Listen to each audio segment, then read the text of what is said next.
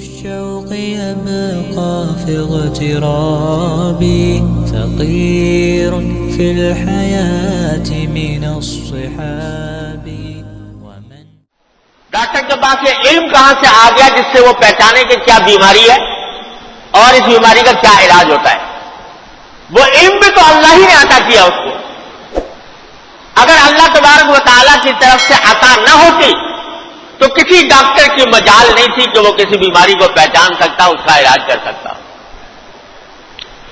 اور جو دوا اسے تجویز کی کہ یہ دوا کھا لو اس سے تمہیں آرام ملے گا، تو اس دوا میں تاثیر کس نے پیدا کی ہے؟ ڈاکٹر نے پیدا کر دی تھی. وہ تاثیر پیدا کرنے والا کون ہے؟ لہذا جب کسی ظاہری سبب کو اختیار کرو تو ساتھ میں یہ سمجھو، یہ دل میں تمہارے یہ احساس بیٹھا ہوا ہونا چاہیے کہ اس چیز میں بذات خود نہ کوئی تاثیر ہے، نہ اس کے اندر طاقت ہے، نہ اس کے اندر قدرت ہے کہ میری مدد کر سکے، لیکن تاثیر اور مدد اور قدرت جو ہے وہ تمام تر اللہ جل جلالہ کی ہے. لہذا دوا بھی کھاؤں گا، ڈاکٹر کے پاس بھی جاؤں گا، لیکن مدد مانگوں گا اللہ سے کہ اللہ میں نے یہ طریقہ تو اختیار کر لیا لیکن اس میں تاثیر آپ ہی پیدا فرمائیں. کیونکہ دوا آپ نے اس بات کا تجربہ کیا ہوگا، اور ہم لوگ تو کیا تجربہ کریں گے، ہم تو ڈاکٹری واکٹری جانتے نہیں. ہمارے ایک دوست بڑے مشہور ڈاکٹر جنہوں نے ساری زندگی لوگوں کا علاج کیا، ہسپتال کے سربراہ رہے، وہ فرمایا کرتے تھے آخر میں، مجھے ان کا جملہ یاد رہتا ہے، فرمایا کرتے تھے کہ میری ساری زندگی کا تجربہ یہ ہے کہ جب دوا کسی مریض کے اندر، مریض کے جسم میں جاتی ہے تو کہیں اور پوچھتی ہے کہ کیا کروں،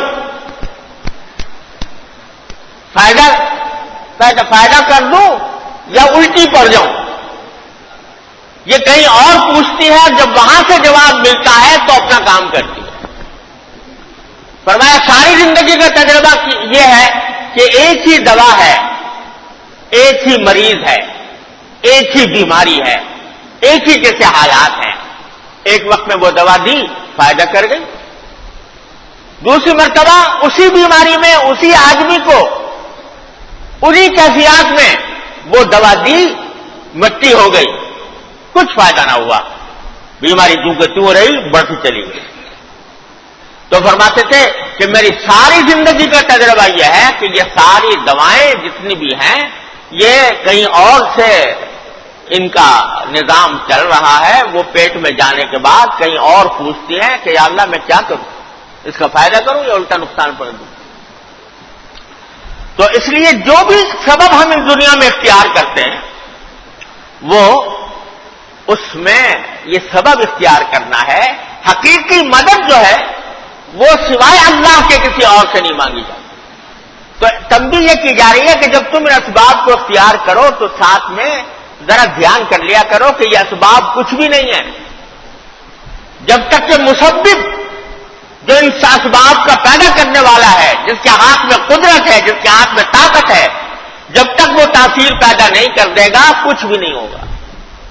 لہذا مدد اصل میں اسی سے مانگنی ہے. دوا کرو اور مدد مانگو. یا اللہ دوا تو کھا رہا ہوں، اپنی رحمت سے اس کے اندر تاثیر پیدا فرماتی. یا اللہ باہر نکل تو رہا ہوں روزگار کی تلاش میں، لیکن اے اللہ آپ ہی اپنی رحمت سے مجھے روزگار عطا فرما دیجیے. یا اللہ تجارت کے لیے دکان کھول کر تو بیٹھا ہوں، لیکن اس میں گاہک بھیجنا اور اس کے اندر نفع دینا یہ آپ کی قدرت میں ہے. اے اللہ آپ ہی عطا فرمائیے. لہذا یہ ساری مددیں جو ظاہر دنیا میں ہم مانگ رہے ہیں یہ محض اسباب ہیں، لیکن حقیقی مدد سوائے اللہ تبارک و تعالیٰ کے کسی اور سے نہیں مانگی جائے.